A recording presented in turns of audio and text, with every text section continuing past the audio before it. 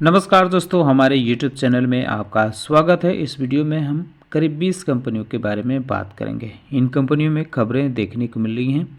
महत्वपूर्ण खबर है, इंश्योरेंस सेक्टर से जुड़ी एक बड़ी खबर देखने को मिल रही है। तो इन सारी चीज़ों पे हम डिटेल डिस्कशन करेंगे, लेकिन उससे पहले कहना चाहूँगा कि अगर आपने हमारे चैनल को सब्सक्राइब नहीं किया है तो कृपया सब्सक्राइब कर लें और बेल आइकन भी दबा लें। पहले नंबर पे बात करेंगे येस बैंक के बारे में। इसमें दो खबरें देखने को मिल रही हैं। पहली तो ये खबर है कि जो बैंक के नॉमिनेशन एंड रिम्यूनरेशन कमेटी है यानी एनआरसी है, उसने डिसाइड किया है कि अब राजन पेंटल का जो पद है उनको आगे नहीं बढ़ाया जाएगा, उनका टेन्योर आगे नहीं बढ़ाया जाएगा। फिलहाल वो ग्लोबल हेड हैं रिटेल बैंकिंग के। ये सोर्स के हवाले से CNBC TV 18 ने खबर चलाई है। राजन ने बैंक में 2015 में ज्वाइन किया था और वो एग्जीक्यूटिव डायरेक्टर 2023 में बने थे। हालांकि अब वो 2026 फरवरी के बाद उनका टर्म ख़त्म हो जाएगा, तो उनका टेन्योर अब नहीं बढ़ाया जाएगा, ये NRC ने डिसाइड किया है। दूसरी खबर ये है, इसमें ब्लॉक डील की है। BNP परिभाष फाइनेंशियल मार्केट ने इसमें 1.77 करोड़ इक्विटी एक्वायर किया है, यानी 0.05% हिस्सेदारी ली है। ये जो टोटल खरीदारी हुई है 37 करोड़ के आसपास हुई है। 21 पर इक्विटी पर ये देखने को मिली है। और ये जो खरीदारी हुई है ये कैपिटल मॉरिशस इन्वेस्टमेंट से खरीदारी की है। तो इस पे आप चाहें तो नज़र रख सकते हैं। टाटा ग्रुप की दो कंपनियों में खबरें हैं, टाटा स्टील और Tata power. Tata steel company में अपडेट ये है कि कंपनी के मैनेजमेंट ने कहा है कि उसका जो नीलांचल इस्पात एक्सपेंशन के पहले फेज़ के काम शुरू हो गया है। वहाँ इंजीनियरिंग वर्क्स शुरू हो गया है, चल रहा है, और उम्मीद है कि ये एक बड़ा कैपेक्स देखने को मिलेगा इंडियन कैपेसिटी के हिसाब से, इसका प्लान है। कंपनी ने ये भी कहा है कि 50% जो हिस्सेदारी है परचेज त्रिवेणी पैलेट्स में था वो डन हो गया है, यानी खरीदारी पूरी हो गई है और बुक वैल्यू के। टाटा पावर में अपडेट ये है कि कंपनी की तरफ से बताया गया है कि कंपनी को एक ऑर्डर मिलते हुए देखने को मिला है। REC power development and consultancy की तरफ से मिला है। इसके तहत कंपनी जो है development Jejuri Hinjawadi power transmission private limited को एक्वायर करेगी, एक प्रोजेक्ट स्पेसिफिक SPV के तौर पे, और कंपनी ऑपरेट करेगी इसके ट्रांसमिशन एसेट को 35 सालों तक। साथ ही साथ इससे जो एनुअल अर्निंग होगी या अर्निंग चार्ज जो होगा 155 करोड़ के आसपास होगा। तो ये महत्वपूर्ण अपडेट टाटा ग्रुप में रहा है। वेदांता में अपडेट ये है कि कंपनी को एक ऑर्डर मिलते हुए देखने को मिला है। गेंजाना निकल्स जो है इसका ये ऑर्डर मिलते हुए कंपनी को देखने को मिला है और ये सक्सेसफुली बिडर ये चुना गया है। वहीं अगर हम बात करें फर्स्ट सोर्स सॉल्यूशन लिमिटेड के बारे में, तो इसमें भी एक अपडेट देखने को मिल रहा है कि कंपनी एक्वायर करेगी पेस्ट ड्यू क्रेडिट सॉल्यूशन को। ये 22 मिलियन यूरो में एक्विजिशन देखने को मिलेगा और इसके साथ साथ जो कंपनी का UK डेब्ट कलेक्शन सर्विस और फाइनेंशियल ऑफरिंग शुरू हो जाएगी। पीरामल फार्मा में भी अपडेट ये है कि US FDA ने कंपनी को 483 के साथ 4 ऑब्जर्वेशन जारी किया है, तो ये कंपनी को इसमें रिस्पॉन्स करना है। वहीं अगर हम बात करें RRP डिफेंस लिमिटेड के बारे में, तो कंपनी ने इजराइल की कंपनी है मेप्रोलाइट लिमिटेड, इसके साथ एक पार्टनरशिप किया है। इसके तहत नेक्स्ट जनरेशन इलेक्ट्रो ऑप्टिक्स और वेपन साइट टेक्नोलॉजी इंडिया में लाएगी। ये जो कोलैबोरेशन है इसका फोकस होगा joint distribution, assembly technology, integrated और फ्यूचर लोकलाइजेशन पे इसका फोकस होगा, जो मेट्रोपोलिट के प्रोडक्ट हैं। तो इस वजह से ये काफ़ी महत्वपूर्ण है डिफेंस सेक्टर के लिए खबर। कैंसाई नेरोलैक पेंट्स में अपडेट यह है कि श्रीलंका की जो इसकी सब्सिडरी कंपनी है कैंसाई पेंट्स लंका, उसमें 60% अपनी हिस्सेदारी कंपनी बेचने वाली है। ये 11 दिसंबर को कंपनी की तरफ से बताया गया है, तो आप इस पे भी नज़र रख सकते हैं।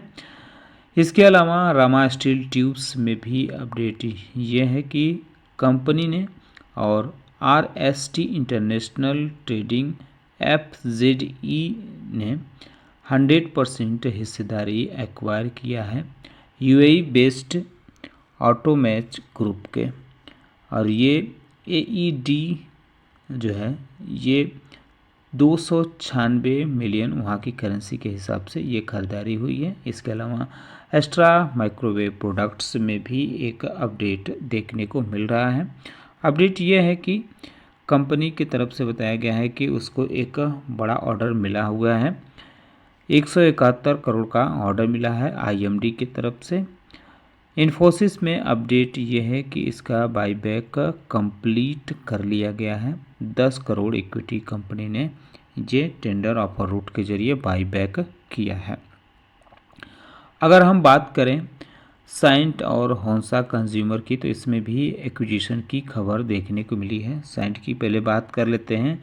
साइंट की तरफ से अनाउंस किया गया है कि इसने Abu Dhabi and golf computer east को एक्वायर करने वाली है ताकि मिडिल ईस्ट में अपना बिजनेस बढ़ा सके। होंसा कंज्यूमर में भी अपडेट ये है कि 95% हिस्सेदारी BTM वेंचर्स में कंपनी एक्वायर करेगी। तो ये एक्विजिशन 195 करोड़ का देखने को मिलेगा, तो आप इस पे भी चाहें तो नज़र रख सकते हैं। वहीं अगर हम बात करें इंश्योरेंस सेक्टर के बारे में, तो इसके लिए एक बड़ी खबर देखने को मिली है। खबर ये सोर्स के हवाले से चल रही है कि सरकार शुक्रवार को कैबिनेट में इंश्योरेंस अमेंडमेंट बिल पेश कर सकती है। यूनियन कैबिनेट जो है ये पेश करेगी। इसका उद्देश्य है कि इंश्योरेंस सेक्टर में FDI की लिमिट 100% कर दी जाए और साथ ही साथ कुछ अन्य सुधार हैं। इस बिल का मकसद 3 मुख्य कानूनों इंश्योरेंस एक्ट, LIC एक्ट और IRDI एक्ट में बदलाव करना है। इन कानूनों में कैपिटल तक पहुंच बढ़ाने, लाइसेंसिंग नियमों को आसान बनाने और पूरे सेक्टर में गवर्नेंस फ्रेमवर्क को मजबूत करने का प्रावधान शामिल है। तो इस वजह से कल LIC, SBI Life Insurance, HDFC Life, ICICI Lombard, ICICI Prudential Life, General Insurance, Max Financial, Go Digit General Insurance, Star Health, New India Insurance, Niva Bupa Health और कैनरा HSBC मेडी एस्टिस्ट जैसी कंपनियां जो इंश्योरेंस सेक्टर से जुड़ी हैं, ये फोकस में रह सकती हैं। इन पे आप फोकस कर सकते हैं। ICICI प्रूडेंशियल एसेट मैनेजमेंट का IPO लॉन्च होने वाला है। उससे पहले कंपनी की तरफ से बताया गया है कि उसने एंकर इन्वेस्टर से 149 एंकर इन्वेस्टर से टोटल 3021 करोड़ फंड रेज कर लिया है। और कंपनी का जो मेगा IPO है वो 10,603 करोड़ का है।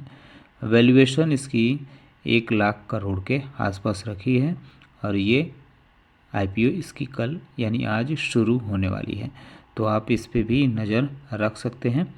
अब बात करते हैं किर्लोस्कर फेरस इंडस्ट्रीज लिमिटेड के बारे में।